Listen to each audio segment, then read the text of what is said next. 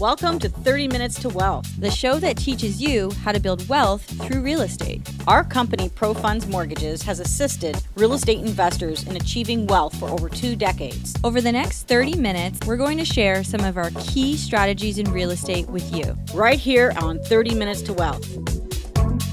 Hi, I'm Carmen, and this is Jordan. Welcome to 30 Minutes to Wealth, the show that teaches you how to build wealth through real estate. Today on the show, we're so excited to be able to show you how you can create value in real estate. This is something very near and dear to my heart. I'm very passionate about it, and it's going to be an example of how I purchased something and created wealth through this property. It's such an exciting episode. We're going to have a guest speaker come on. It's Andrew Hines. He's a builder, he's a developer, he's an investor, and he's brilliant.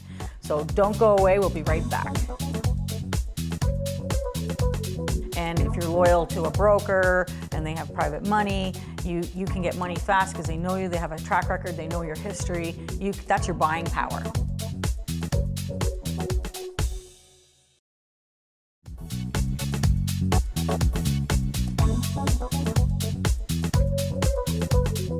Hi, I'm Jordan. This is Carmen, and we're here with our guest today, Andrew Hines. Welcome to the show. Welcome. Thanks for having me. And welcome back to 30 Minutes to Wealth. So keeping up with the topic of our episode today, creating value in real estate. Andrew, why don't you give us a little bit of information on your background in real estate? Well, it all started in about 2010, 2011 for me. I bought my first property. I started investing in family rentals, so I didn't have a whole lot of down payment at that point. So the first one I got, I was able to get with 5% down. And then after that, I had to do it the more traditional way.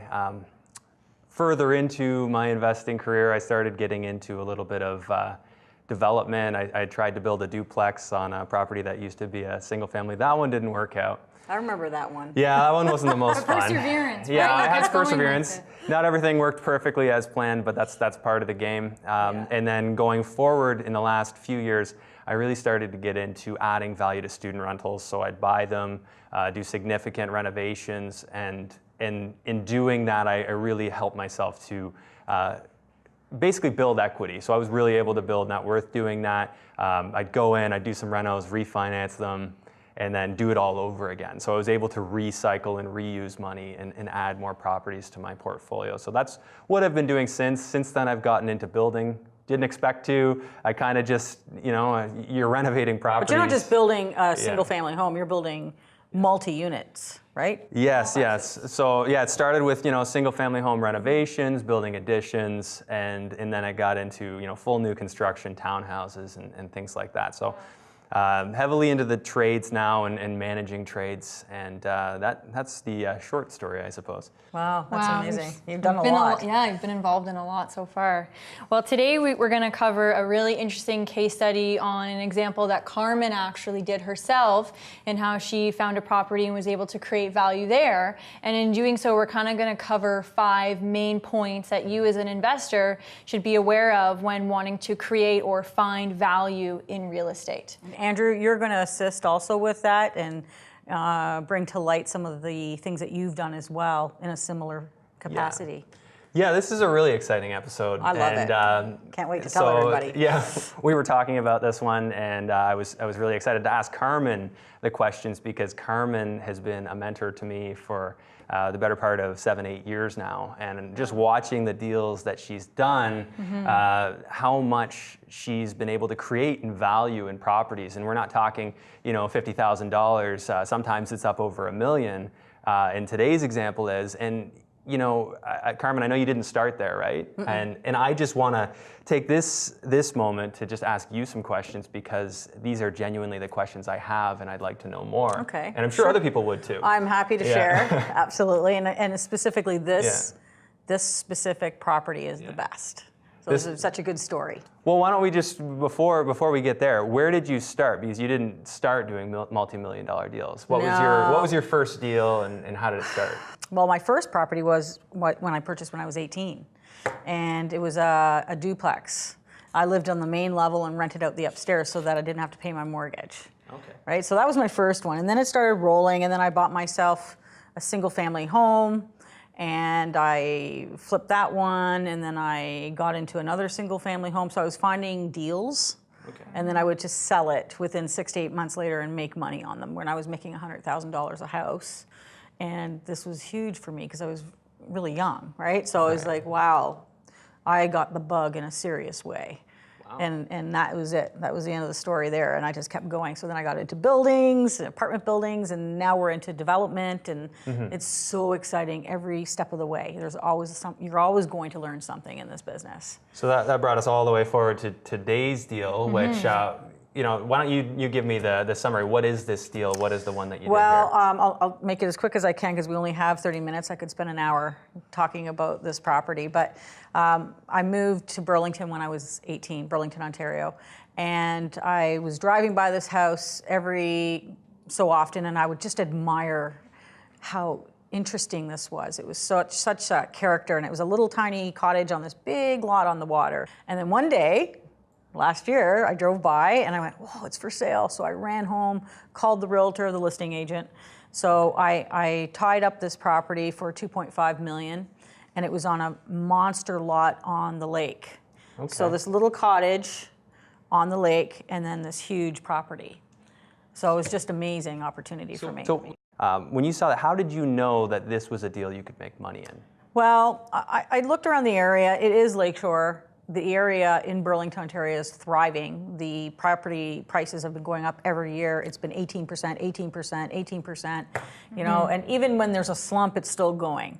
It's GTA, and it's a very desirable place to live for people. Okay. So that was the number one. Number two, I've always loved this property. And number three, across the street, there's another house, exactly the same structure, and someone bought that and severed off a couple of lots. So was that your plan when you went in to sever lots? Yeah, my first objective there was, oh my gosh, this is amazing. And the people that sold the house actually left all the furniture in there, and I'm an antique buff. Like, I love historical and antique things. So I went in there, I was like, oh, heaven on earth, right? It was just so many really neat things in there. And that kind of comes down to one of the main tactics that we want to talk about today is making sure that you have that plan before getting started in real estate. Absolutely. Have a vision for it, know what you can do with it, and make sure that's executed. It can't be emotional, right? I'm not just buying this because I'm emotional. On a whim because, oh my gosh, I love it, I gotta have it. So your vision was that you were going to sever lots and you were going to sell those lots? Was that the plan? Well, I originally when I saw it, I knew something was gonna happen there. Either townhouses,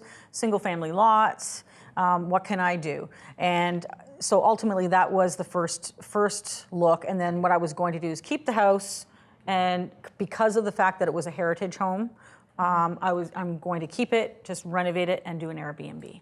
Okay, so I think this is a really critical question, and it was one of the ones that, because I remember when you found this project, yes, asking you, hey Carmen, how much money do you think you can make from doing this deal? And at the time, I think you had a figure in mind, and I know that figure's changed. So why don't you just tell me, well, tell everyone, what did you think it was going to be, and what do you think now? I thought there was a couple of $1 million, $2 million upside on this deal. Okay. So I paid $2.5 million. Okay. Okay. And what allowed me, and I'll go back to what it will be, and I'll tell you that in a minute, but the reason why I was allowed to or able to actually get this property and move on it quickly was because I used private money to close. Okay. And that's such a key component. Yeah, that's the other key component, right? Yeah. Being competitive with your offer, and that entails the private money on the back end, having that flexibility. And not so many conditions in my offer. So I limited the conditions. I had a quick closing date, and I used private money to close. Now, when you say private money, just because I know this was a new concept to me when I first met you, what do you mean by private money? Well, it was I received the funds from private lenders, so we do private mortgages all the time. Okay. Now, and that's what I was saying earlier, that loyalty is a very important key part in any business relationship. And if you're loyal to a broker and they have private money, you can get money fast because they know you, they have a track record, they know your history. That's your buying power. Right. So when you say private money, it could be someone like me who wants to renovate and flip a house, and maybe Jordan would be so kind as to lend me the money to do that. That's right. Now, were these secured as mortgages on your property? Yes, it was a mortgage. So basically the house appraised higher than what I paid, but I also allowed for additional security on other real estate I own. So Jordan was the one that raised the capital on this for me, but we secured the mortgage on the subject property, which was the one I'm buying, and my down payment came from another property. So really, I didn't have any of my own money in. So in other words, you didn't put cash, but you did put equity in. You had other properties that had value. Yes. And as far as a lender, hey, if you're willing to give me the money and I can make $2 million, well, by all means, you can secure a mortgage on my house as well as the property I'm buying. And what's the exit strategy here? Are you going to be paying off those loans, or are you planning on keeping them? Why don't we go to break? Okay. We'll keep people Guessing? Yes, and we'll be right back. If you'd like more information about investing in real estate or have any questions or comments, check us out online at profunds.ca. While you're there, be sure to view our other episodes filled with great real estate knowledge. If you're selling your house, wouldn't you accept an offer that has just one condition and perhaps full asking price? Absolutely, over the guy that's loaded up his offer and it's going to take forever to go through.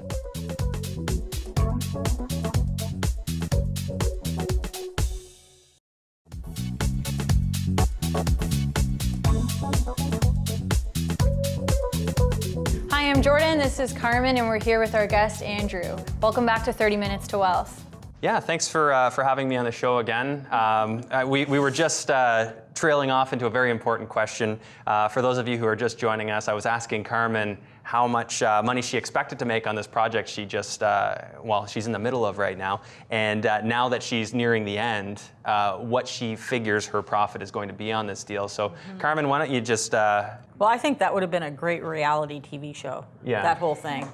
We should have done some on-site visits. Well, we'll have some pictures, I'm sure, on the screen here. Yes, absolutely, we will. We'll show before and after shots and the aerial view so you can see. But what we did is we created 3 lots, plus the cottage, which I call the cottage. It's a lake house, and right on the water. So all in all, it depends on my exit and what I plan. If I sell the lots, I'll sell them each for about $1.2 million. Okay. Or I could build, and I could increase my profits by probably another $300,000-400,000 a house. So depends. But you know what? You build, there's more risk. You got to sell. So I may just exit now at this point, and probably make around, I'd say, $3.5 million on this. Wow. Okay. Four. So the plan is take that money, pay off the cottage. Okay. That's private money right now, so I'm paying expensive interest rates on that, but it was worth it. Who cares? How much money, so we're talking about $4 million you're going to make. How much money do you figure by the end of it you'll have paid in, say, broker fees, interest, lawyer fees, all that stuff? Ooh, well, Jordan helped me structure this deal with the financing, so I think we're paying about, I'd say, around 13 or 14% interest on this. 13 or 14%. And it's been a year now. So the clock is ticking. It's going to take me probably a few more months to get finished here. So, but you know what, for me, I knew, I don't care if I can get that property and go on a really good offer and be really aggressive on the offer where I'm not having hundreds of conditions. Right. Then I'm going to do this. And the cost of 15%, even if it was 20%. Right. Do the math, right? What's it going to cost? Maybe 100, 150, 200,000, 300,000. Right. Yeah. What's the difference at that point? You ask 9 out of 10 people, hey, would you spend $500,000 to make $4 million? I think most of them would say yes. Unless they're a little bit off in the head. But well, people are afraid. There's risk, right? And then people are afraid, and that's the fear is what cripples most people when they want to get involved in an investment. So, we were talking just during the break about this. Why was it that you got this? And we sort of touched on it, but why was it that you got this? Do you think it was that some other people were afraid? Because I mean, if $4 million was on the table and I knew about it, I'd be all over it, trying to take that deal. I think the fact that that house was a heritage designation scared a lot of people off. And what does that mean, heritage designation? Well, it's basically designated heritage, so it's one of the oldest properties in Burlington on the waterfront. So it has a heritage designation, so you really can't do anything with the facade. It has to stay within what they're allowing. So a lot of people, if they wanted to buy that house for owning it and tearing it down and building a new one, you can't do that. You can't take a wrecking So this ball was to the not, house. yeah, this was not just for anybody. Plus, I didn't give anyone any time to get into that deal. Okay. That house was listed. I saw it. I ran home. I didn't care what other appointments I had. Right. I put in the offer. It was very clean. So you acted And that's fast. why. And when you say clean, I think this is a really important thing because this is something I learned from you. A clean offer. How do you make your offer competitive so that your offer gets accepted even if maybe somebody else doesn't? What is a clean offer in your mind? Well, in my mind, I limit the conditions. In some cases, I just go in firm. So a condition, just to take a step back. Yeah, condition would be financing. Like you'll have a financing clause in your contract, and it'll be for a period of time.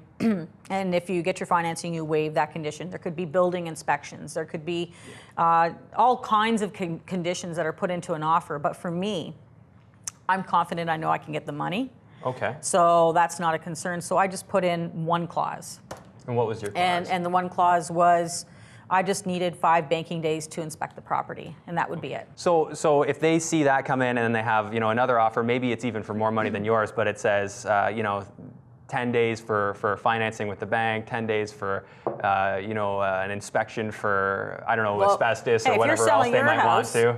If you're selling your house, wouldn't you accept an offer that has just one condition and perhaps full asking price? Absolutely, over the guy that's loaded up his offer and it's going to take forever to go through. Well, I could say anytime I'm selling a house, I want to know the person's serious. Yeah. That's my number one thing. And I think that, when you use private money, it shows a whole new level of understanding of the game, understanding of how this business works. Because the people who make the most in this industry, from what I've seen, are the people who are using the private money. Now, again, you don't want to be reckless on your offer, and You're just always the conservative one. She's the one that tames the savage beast here. Okay.